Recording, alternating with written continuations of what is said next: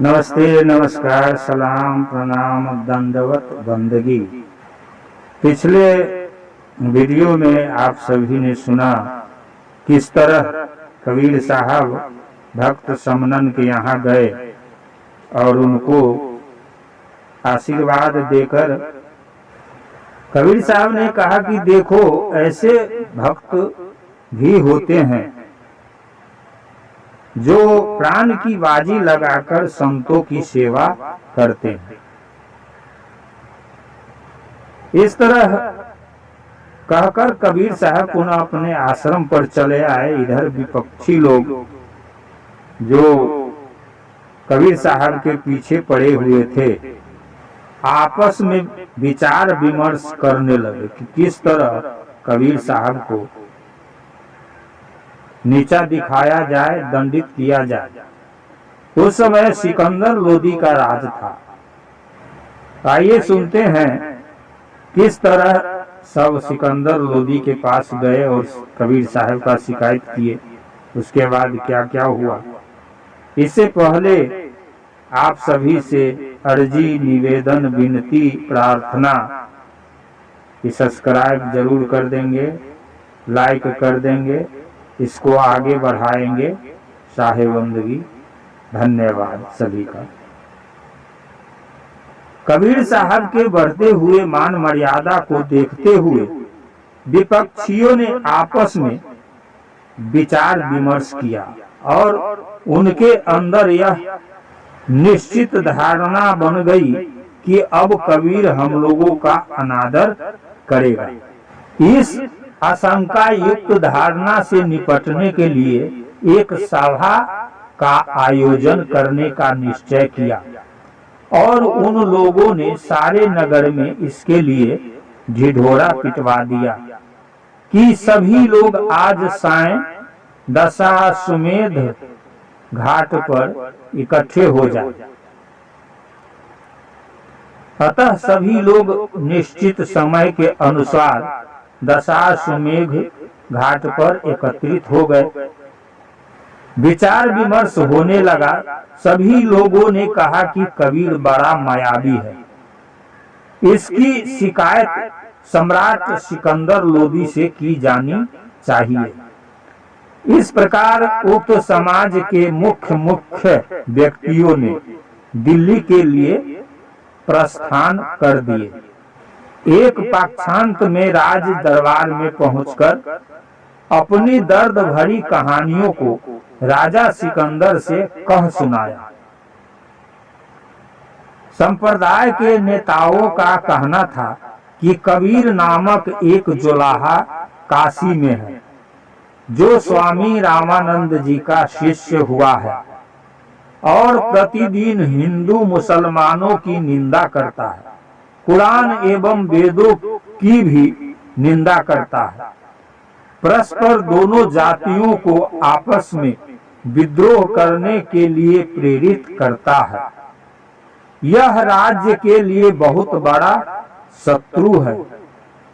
कुछ मूर्खों को इकट्ठा करके अपनी नई बातें सुनाता है। हे जहांपना, अब आपकी सल्तनत बरकरार नहीं रहने देगा। वह एक नई सल्तनत कायम करना चाहता है। नूर अली नामक जुलाहे ने उसे कहीं से लाया था जो बड़ा काफर निकला हुआ है। वह बहुत बड़ा जालिम है। उसके घर के लोग भी उससे घबराए हुए हैं। वह बहुत बड़ा करामाती है। बड़े बड़े राजे, महाराजे एवं जन साधारण भी उसके शिष्य हो गए हैं। यहाँ तक कि राजा बिरदेव सिंह बघेल ने भी उसके शिष्यत्व को स्वीकार कर लिया है। तभी से इसकी ख्याति और बढ़ गई है। उसने अपनी करामात के बल पर देश की 2/3 जनता को अपने बस में कर लिया है। मुसलमान होते हुए भी कुरान की बातों पर नहीं चलता है, हिंदू मूढ़ियों के रूप में रहता है। इस प्रकार यदि आप उसकी गतिविधियों पर ध्यान नहीं देंगे तो वह आपके राज्य को नष्ट कर देगा अस्तु सिकंदर लोदी ने उपयुक्त बातें ब्राह्मण एवं काजी मौलवियों से सुनी और लंबी सांस लेते हुए कहा कि चलो कल ही मैं काशी के लिए प्रस्थान करता हूँ। राजा ने सिपह सालार को हुक्म दिया कि तुम जंगबाजों को तैयार कर दो, कल मुझे काशी के लिए रवाना होना है। हुक्म पाते ही सारे सिपाही तैयार हो गए और प्रातः काल सैन्य दल चल पड़ा। उधर सिकंदर लोदी ने जुगुप्सकों को ले लिया जो काशी से गए थे। रात दिन चलकर वह 20 दिनों में काशीपुरी पहुंच गया। काशी में पहुंचने पर सिकंदर लोदी की आगवानी पहले कबीर के विरोधियों ने की। विरोधियों ने अपनी बात को प्रमाणित करने के लिए सतगुरु कबीर की माता को फोड़कर अपने तरफ मिला लिया था। विरोधियों ने नीमा से कहा था कि चलो बादशाह कबीर को डांट फटकार कर सुमार्ग पर ला देगा, तब कबीर तुम्हारे कहने में सहज ही में आ जाएगा। ब्राह्मणों और मौलवियों की बात को नीमा ने मान ली। उनके समर्थन में कुछ शैव बनिक भी थे जो साथ में निंदा के लिए उपस्थित थे। मौलवियों ने सर्वप्रथम श्रीमती नीमा का परिचय बादशाह को दिया और कहा कि जहां पना यह वृद्धा उस कबीर की माता है, इसी से पूछा जाए कि वह कितना कुर्फ मचाए हुए है। सिकंदर ने उक्त लोगों की बातों को ध्यान पूर्वक सुना और नीमा से सारी बातें पूछा। इसी प्रकार से एक एक करके सभी लोगों से उसने पूछना आरंभ कर दिया। सभी लोगों ने नीमा की बातों का समर्थन किया। श्रीमती नीमा ने भी ब्राह्मणों, बनिकों और मौलवियों की बातों का समर्थन किया और जोर जोर से शोर मचाती हुई बोली, हे जहां पना, हम लोग भूखे मर रहे हैं। वह दिन भर राम राम रट लगाता है, घर का अन्न भी हिंदू मूढ़ियों को लुटा देता है। वहां पर जितने लोग उपस्थित थे सभी का कहना था कि कबीर सारे नगर के लोगों को दुख देता है। वह एक नए मार्ग का अनुसरण करने को कहता है। इस प्रकार उक्त लोगों की बातों को सुनकर बादशाह सिकंदर लोदी ने अपने अनुचरों को तुरंत आदेश दिया कि शीघ्र कबीर को मेरे पास बुला लाओ। मैं उससे पूछूंगा कि क्या बात है, वह क्या करना चाहता है। राजा की आज्ञा पाते ही 4 अनुचर तेजी से कबीर को बुलाने चल पड़े, जो 1 घंटे से भी कम समय में कबीर साहब के आश्रम पर पहुंच गए। राजा सिकंदर राजघाट के समीप किला पर रुका था, जहां से उसके अनुचर आए थे। अनुचरों ने आश्रम के अन्य अपरिचित संतों से पूछा कि कबीर कौन है। जो ब्राह्मण अनुचरों के साथ कबीर का परिचय देने के लिए गया था, वह बोल उठा कि देखो, वह सामने के चबूतरे पर कबीर बैठा है।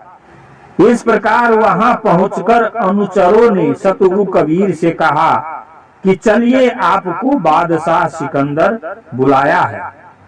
दूतों की बात सुनकर कबीर साहब ने कहा, कौन सिकंदर? वह मुझे किस लिए बुला रहा है? वह मुझे कैसे जानता है? किसने मेरा परिचय उससे कराया है?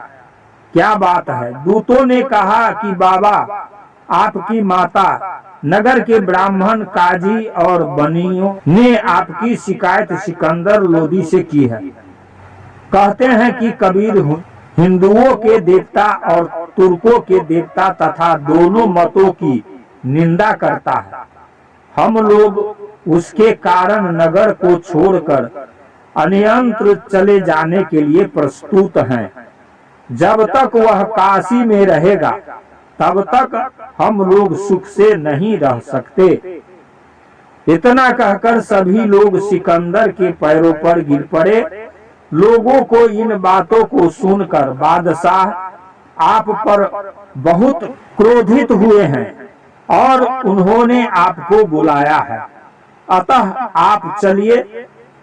दूतों की बात सुनकर कबीर साहब मन ही मन सब बात समझ गए। कुछ देर तक मौन रहे। इसके बाद आश्रम के अन्य संतों से कबीर साहब ने कहा कि आप लोग मेरे विषय में चिंता नहीं करना, जो होना होगा वह होगा। यह सब रघुनाथ जी की कृपा है। उनकी मुझे और कुछ सेवा करनी पड़ेगी, ऐसी ही हरि की इच्छा है। इतना कहकर कबीर साहब दूतों के साथ चल दिए। कबीर के आने में विलंब देखकर बादशाह ने पुनः 2 अनुचरों को भेजा और कहा कि जैसे भी हो कबीर को पकड़ लाओ। अब उसे मैं किसी भी प्रकार से नहीं छोड़ूंगा। विनय करने पर भी मैं उसको प्राण दंड दे दूंगा। इस प्रकार अत्यंत आतुरता से पुनः 2 दूत को उसने भेजा। उसने कबीर साहब की भेंट मार्ग में ही हो गई। उन सब दूतों ने कबीर साहब को ले जाकर सिकंदर लोदी के सामने खड़ा कर दिए। सतगुरु कबीर साहब का शरीर इतना सुंदर था कि बादशाह सिकंदर देखते ही मुग्ध हो गया। उनकी शोभा सांवले रंग की थी। वह कामदेव को भी लज्जित कर रही थी। उनके समक्ष सूर्य की आभा भी धूमिल पड़ गई। इस प्रकार की शोभा देखकर बादशाह भयभीत हो गया। दंड देने के अतिरिक्त कुछ सोचने लगा। कबीर साहब के मस्तक पर तिलक, गले में तुलसी की माला शोभायमान हो रही थी। सिर पर मोर पंख युक्त पगड़ी सुशोभित हो रही थी। आंखें कमल के समान प्रफुल्लित थी। कबीर साहब के इस सौंदर्य को देखकर बादशाह किंग कर्तव्य विमूढ़ हो गया। इस प्रकार कुछ करने में असमर्थ बादशाह ने अपने गुरु शेख तकी को बुलाकर बड़ी देर तक विचार विमर्श करने के बाद एक काजी को हुक्म दिया कि कबीर से पूछो कि वह क्या करना चाहता है। उक्त काजी ने कबीर साहब से कहा, ओ मस्तान, बादशाह को सलाम करो, तुझे बख्श देगा। काजी शेख की बात सुनकर मीठे स्वर में सतगुरु कबीर ने कहा कि देखो भाई, मैं सलाम केवल राम का करता हूँ, अन्य किसी को सलाम करना मुझे आता ही नहीं। कबीर साहब की बात सुनकर काजी शेख ने कहा कि ओ दीवाने, जहां पनाह को तस्लीम कर, अन्यथा तुम्हारा अहित होगा। काजी शेख की इस प्रकार की बात सुनकर उसको समझाते हुए कबीर ने कहा कि मैं दीवाने नहीं हूँ, दीवाने तुम हो जो असंगत बातें कर रहे हो। बादशाहों का बादशाह खुदा अल्लाह ताला, जहां पनाहों का जहां पनाह, रहम करने वाला परवरदिगार मालिक मौला है। मैं केवल उसी को सलाम एवं तस्लीम करता हूँ, अन्य कृत्रिम जहां पनाहों को मैं तस्लीम नहीं करता। इस प्रकार सतगुरु कबीर एवं काजी की बातों को सुनकर सिकंदर ने पूछा कि क्या बात है, कैसा जवाब सवाल हो रहा है। काजी ने कहा कि यह बहुत मगरूर है, लोगों को गुमराह करने वाला है। जो आपको न्याय समझ में आए कबीर के साथ वैसा ही कीजिए। सिकंदर ने कहा कि कबीर, तुमने सन्मार्ग को छोड़कर कुमार्ग का अनुसरण किया है, इसलिए तुझे दोजख होगा। मैं उसमें तुझे जाते हुए खुद ब खुद देखूंगा। अगर तुम अपनी खैरियत चाहते हो तो इस्लाम को तस्लीम कर लो, तुझे मैं बख्श दूंगा, अन्यथा तुम्हारा कुशल नहीं है। इतना कहकर बादशाह लोदी चुप हो गया।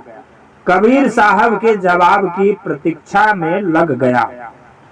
सिकंदर लोदी की उक्त बात सुनकर सतगुरु कबीर ने उत्तर देना आरंभ कर दिया। ओ अपने मन के राजा, संसार को भयभीत करने वाले, मैं कभी भी कुमार्ग का अनुसरण नहीं करता। मैं कभी झूठ नहीं बोलता, न तो मैं किसी की चुगली ही करता हूँ और न किसी को धोखा ही देता हूँ। मैं तो सदैव राम नाम का जप करता हूँ। इसके विपरीत तुम्हारे गुरु और तुम्हारे सभासद सब के सब कुमार्गगामी है। तुम दूसरों को सदैव भयभीत करके अन्याय के दोष भरते हो, निर्बलों का गला काटते हो, मंदिरों तोड़वाकर मस्जिद बनवाते हो, दूसरों की स्त्रियों का अपहरण करते हो, इसलिए तुम सभी नरकगामी होंगे। मेरे देखने में तुम सभी मृतक के समान दिखलाई पड़ रहे हो। तुम्हारे काजी ब्राह्मण एवं बनिए सब के सब अनभिज्ञ हैं, जो सत्य को असत्य और असत्य को सत्य मानते हैं। सदैव तुम्हारे पास चापलूसी करते रहते हैं। ये सभी लोग दोजखी हैं, क्योंकि दोजख के काम करते हैं। इसके विपरीत मैं तो श्री राम की भक्ति करता हूँ। गुरु की कृपा से मुझे श्री राम का ही भरोसा रहता है, इसलिए मैं किसी से भयभीत नहीं होता और न ही किसी को कुछ समझता ही हूँ। चाहे वह राजा हो या रंग, धनी निर्धन कोई भी हो, मुझे उससे कोई स्वार्थ नहीं है। सबकी रक्षा श्री राम जी ही करते हैं। उनके आश्रित जो रहता है उसका कोई कुछ नहीं कर सकता, न तो उसको कोई मार सकता है और न कोई उसे जला ही सकता है। इसलिए मुझे तुमसे जरा सी भी डर नहीं है। जो चाहो सो करो, तुम्हारे सामने मैं उपस्थित हूँ। सतगुरु की बातों को सुनकर सिकंदर लोदी ने काजी शेख से पुनः कहा कि एक बार इसको और समझाओ, यह किसके बल पर इतना निर्भीक है। बादशाह की आज्ञा पाकर काजी शेख तकी ने कुरान पाके को उठाया और कबीर साहब को समझाने लगा। इसके बाद ब्राह्मण लोग भी शेख तकी के पक्ष में साक्षी देने लगे। काजी ने कबीर से कहा कि माला और तिलक दूर कर दो, नहीं तो तुम्हें मैदान में खड़ा करके चारों तरफ से पत्थर की मार पड़ेगी।